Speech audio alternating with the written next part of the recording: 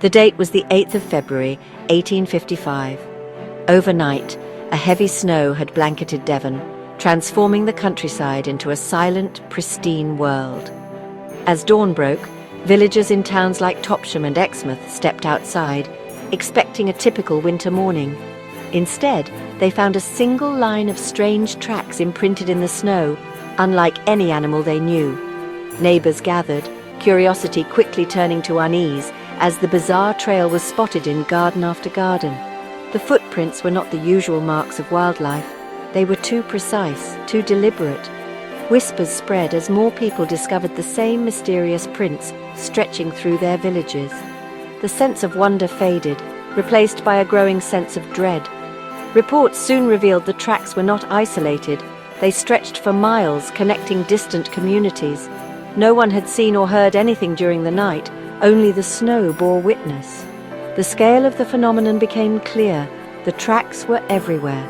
Devon was at the center of a mystery that would baffle experts for generations. The story would soon be known as the Devil's Footprints.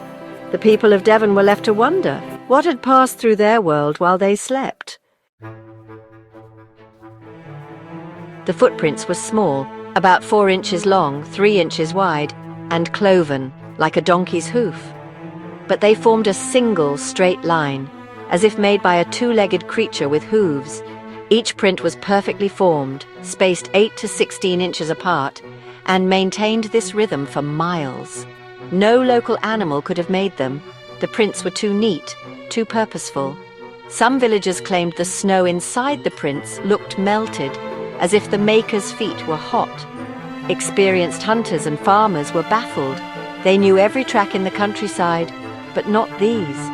The marks were an anomaly, an intrusion into the familiar world. The hoof-like shape was undeniable, but the pattern defied logic. The mystery deepened. What kind of creature could leave such a trail? The answer seemed to lie beyond the natural world. The community was left with a puzzle that no one could solve. The most astonishing feature was the trail's persistence. The tracks crossed the wide River Exe without pause, disappearing at one bank, reappearing on the other. They climbed walls, appeared on rooftops, and even passed through narrow drain pipes.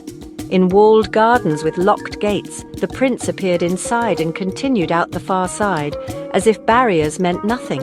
The trail stretched for up to 100 miles, weaving through fields, woods, and towns. Locals followed the tracks in disbelief, unable to find a break or explanation. No animal or person could have crossed such obstacles so effortlessly. The phenomenon was vast, connecting dozens of communities in shared confusion and fear.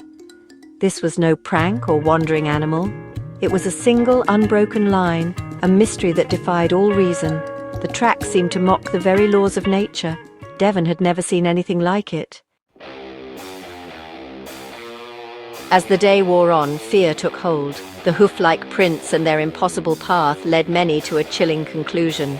The devil had walked among them. Panic spread. Villagers armed themselves and gathered in search parties, some convinced they faced a demon. Clergy tried to calm the panic, but sermons often fueled superstition. Daily life was disrupted. Children kept indoors, adults wary of the night. Newspapers spread the story, amplifying the sense of dread. The snow, once peaceful, now seemed ominous.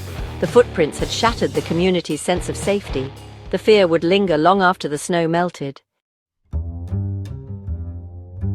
Not everyone believed in supernatural forces. Naturalists suggested the tracks were made by animals, badgers, otters, or even cats, whose hind feet landed in their front prints. But no animal could explain the trail's length, its path over rivers and rooftops, or the cloven shape. Some proposed escaped kangaroos from a private zoo, but their prints didn't match. Professor Richard Owen suggested a badger, and melting snow distorted the tracks, but locals insisted the prints were sharp and clear. Each theory failed to explain the impossible journey. The rational explanations fell short, leaving the mystery unsolved. The more experts debated, the more baffling the case became.